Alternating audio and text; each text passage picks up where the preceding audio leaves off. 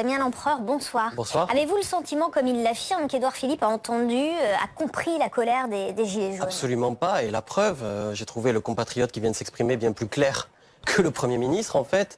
Et je pense qu'Édouard Philippe n'a absolument rien compris à ce ressentiment qui s'exprime et qui me semble tout à fait légitime.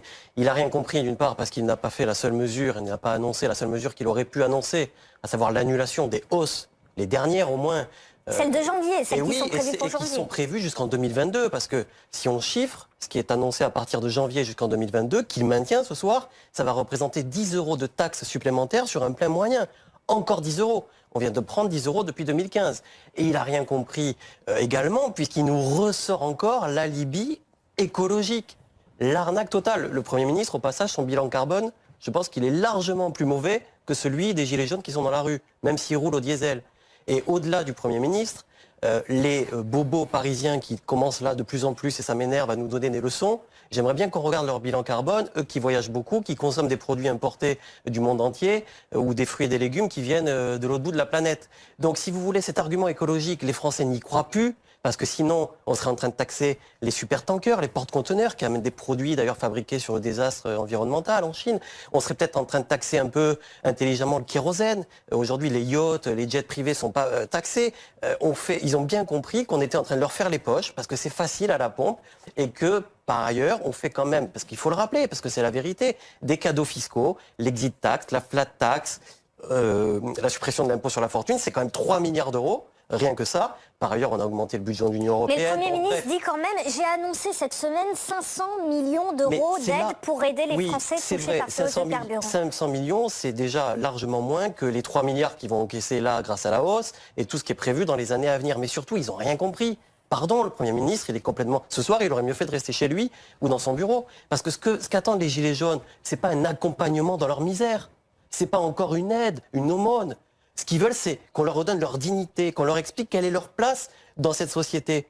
Est-ce qu'ils sont là juste pour payer, pour raquer tout le temps, et entre nous, sur le travail? Parce que quand il dit « je veux favoriser le travail », il ne comprend pas que les gens ils ont besoin de leur voiture pour aller travailler dans la France périphérique. Donc, ils ne veulent pas ces mesures d'accompagnement qui, en plus, vont être compliquées à être mises en place. Ça va être encore de la bureaucratie. Bref, c'est technocratique. Le Premier ministre, il incarne aujourd'hui la technocratie. Et donc, ils veulent pas ça, les Français. Ils veulent être considérés, ils veulent qu'on comprenne leur souffrance. Là, la France qui est dans la rue, c'est la France qui se lève tôt. C'est celle qui veut travailler plus pour gagner plus. C'est des gens qui travaillent, là. C'est pas des gens qui vivent de l'assistanat.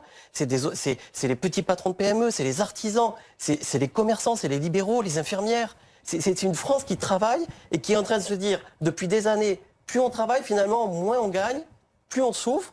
Et puis par ailleurs, toujours les mêmes qui profitent du système, que ça soit tout en haut ou tout en bas. Je voudrais qu'on revienne sur la question de l'alibi écologique dont vous parliez tout à l'heure avec vous, Vincent Licheron. Le Premier ministre dit du coup, oui, on maintient les taxes sur le carburant, celles qui sont notamment prévues en janvier.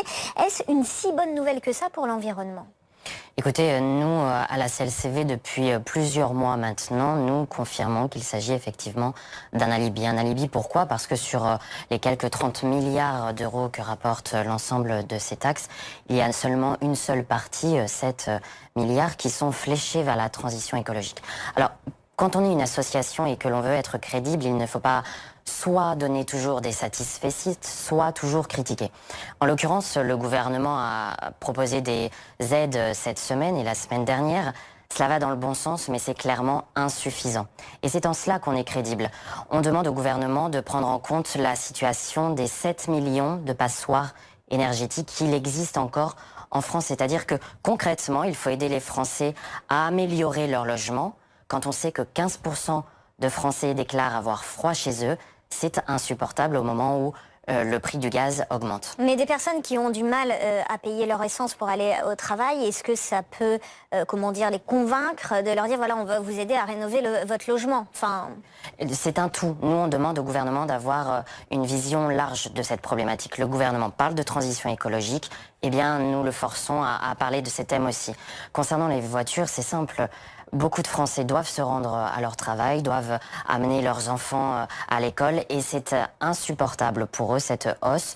Elle va l'être beaucoup plus le 1er janvier 2019. Nous, ça fait depuis plusieurs mois qu'on demande au gouvernement de geler cette augmentation pour que clairement, il y ait une feuille de route, un cap fiscal qui soit décidé, mais en cohérence et pour éviter les crispations que l'on voit ces jours-ci. On se retrouve dans un instant, mais avant, on va faire un petit tour de France. Ils étaient près de 300 000 mobilisés hier, selon les chiffres du ministère de l'Intérieur. 40 000 aujourd'hui, ce sont les chiffres du début de l'après-midi. Et ce dimanche, c'est surtout en région que les Gilets jaunes sont restés mobilisés. Olivier Boulinck.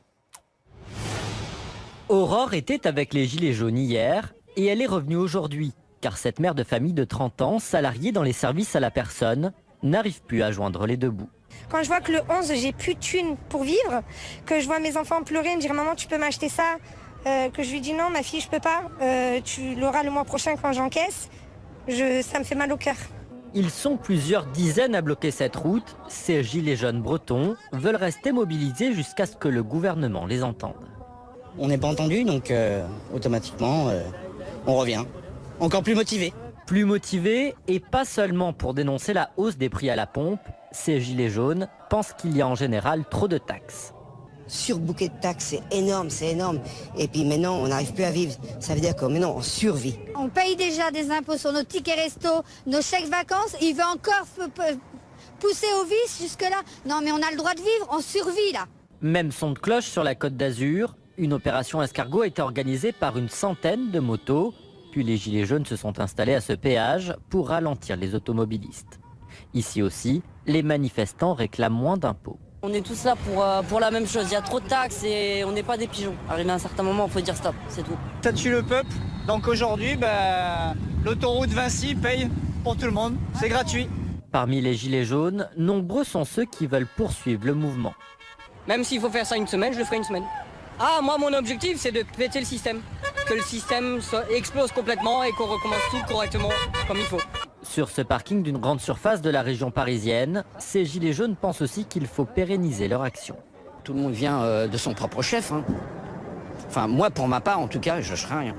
Je ne ferai rien, puis c'est pas dans ma nature. Si on n'est pas entendu ce week-end, ce sera les autres week-ends. Et puis de toute façon, on est motivé, on lâchera rien. Les week-ends suivants, les gilets jaunes pourraient donc de nouveau s'organiser via Internet et les réseaux sociaux pour bloquer les routes de France.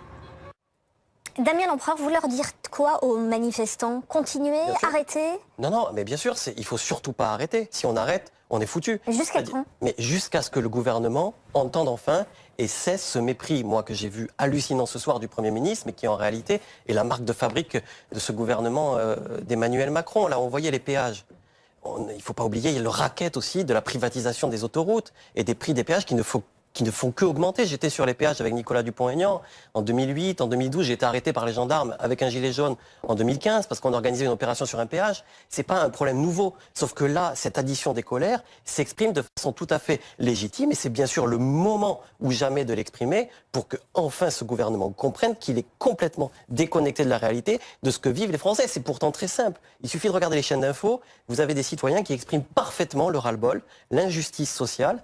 Dans un pays, pour qu'il y ait de l'ordre, il faut de la justice sociale. Alors, vous parlez des raisons de la colère. Et quand on regarde le dernier sondage IFOP pour le JDD, parmi les raisons de la colère, à 89%, il y a la hausse des prix des carburants, oui. 85% l'excès d'impôts et de taxes, oui. Et 83% la colère contre les élus et le personnel politique. Mais... Est-ce que toute la classe politique a peut-être aussi une responsabilité, une introspection? Mais c'est évident que toute la classe politique qui a gouverné ce pays depuis peut-être plus de 30 ans maintenant est totalement responsable et coupable de la situation. Que les gouvernants?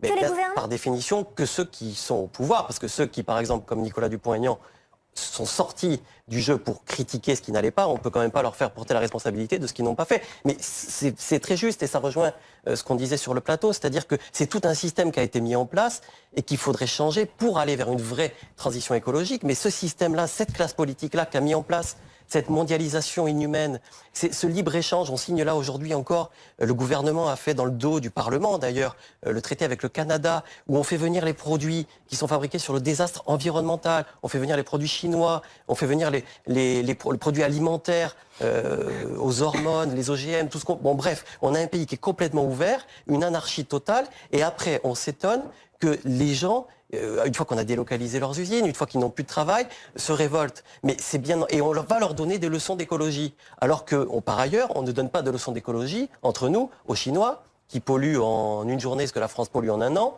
Et encore une fois, on ne va pas donner de leçons d'écologie à la petite oligarchie là, à qui on vient de faire encore 3 milliards de cadeaux et qui se trimballe en jet à longueur de journée. Et je vous rappelle quand même qu'un jet, ça pollue comme des milliers et des milliers de voitures. Donc il faut arrêter. Il faut absolument que le gouvernement arrête 2 choses. Il arrête avec les mesures injustes qu'il est en train de prendre, mais plus encore qu'il arrête avec les arguments bidons de vertu soi-disant écologique qui sont une façon de culpabiliser les Français. L'écologie ne doit pas être punitive. Il faut organiser un changement de modèle économique, une transition écologique, et bien sûr ça ne pourra pas se faire, et ça c'est vrai, avec la classe politique qui a échoué. Il va falloir renouveler tout ça, il va falloir de nouveaux visages et des nouveaux responsables politiques. Je voudrais qu'on regarde un autre sondage. Pour 62% des Français, la politique à mener doit donner la priorité au pouvoir d'achat. Et pour 33% des Français, elle doit donner la priorité à la transition énergétique. Comment vous analysez ça, Vincent Licheron? Est-ce que c'est de l'égoïsme, moi d'abord, la planète après, ou est-ce que c'est naturel de s'occuper de l'urgence vitale quelque part? Mais c'est absolument naturel et c'est justement ce que l'on demande au gouvernement, de savoir lier à la fois la transition écologique et le pouvoir d'achat. Quand on voit que l'État lui-même a incité les Français à acheter des diesels, notamment lors du Grenelle de l'environnement, on ne peut pas faire le reproche aux Français d'acheter massivement des diesels et 10 ans après leur dire non, vous polluez en les utilisant. C'est pour ça qu'il faut accompagner les Français, c'est pour ça que le gouvernement joue gros sur cette question. Il doit faire comprendre que la transition écologique, elle peut allier la justice sociale. Merci beaucoup Vincent Licheron, merci Damien Lampreur. Merci à vous.